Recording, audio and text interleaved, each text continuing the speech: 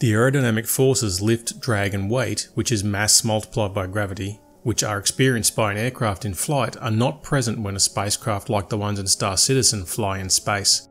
The only force that they share in common is thrust.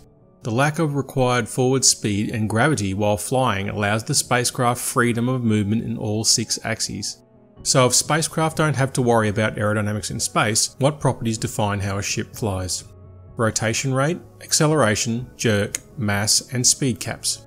Rotation rates are affected by the location of the thrusters on the ship along with their thrust output. Acceleration is limited by the amount of thrust the engines and the thrusters can provide to act on the mass of the spacecraft. Jerk is the time it takes to reach the maximum acceleration rate, or acceleration of acceleration. The mass of the ship affects acceleration. If the thrust output is the same between 2 ships, more mass will mean lower acceleration.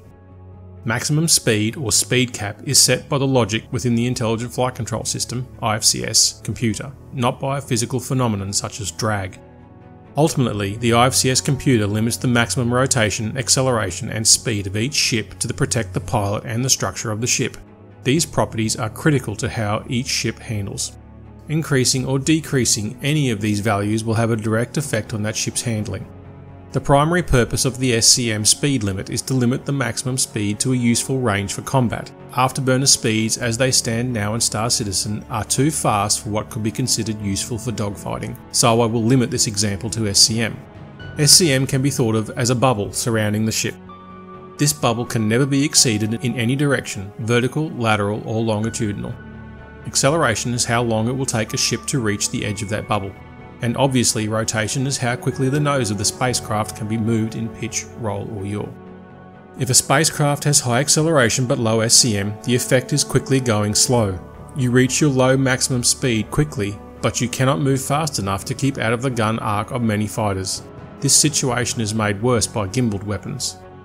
If your Scm speed is higher but your acceleration is low, you cannot get to top speed fast enough to move out of your opponent's firing arc and cannot change direction quickly enough to carry out effective maneuvers. If your Scm speed is high, acceleration is high, but rotation is low, even if you can strafe quickly in any direction, you cannot bring guns to bear in close range dogfighting. The 4 properties, rotation, acceleration, jerk, and Scm speed, tie into each other and are dependent on each other. Tweaking one or another can give each ship unique character and differences between them, but must be balanced towards a goal for each ship.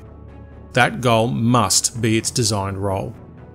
For example, light fighters by definition have low armour and relatively low damage per second due to the smaller equipped weapons than heavier fighters. To balance this, a light fighter must have higher Scm, acceleration and rotation rates to make it a viable ship choice for combat. If any of these attributes are removed, heavier, dedicated space superiority ships will easily keep their guns pointed at a light fighter and will win the fight due to superior DPS and armour. Each ship role should have unique attributes including Scm speed. A decent spread of Scm speed caps among spacecraft can only be achieved with reasonably wide speed range available.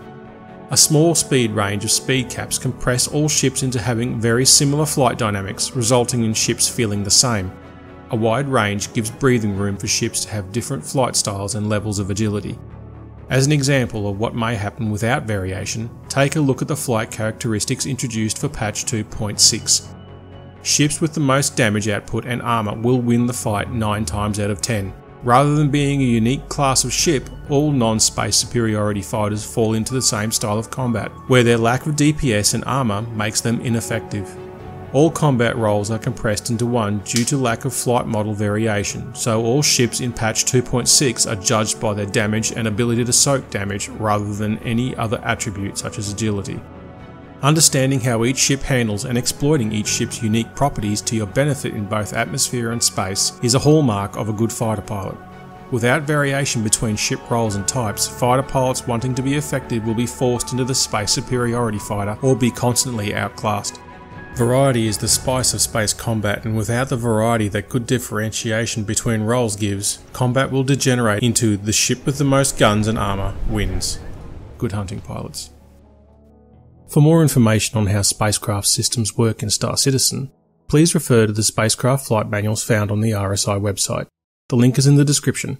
Thanks for watching.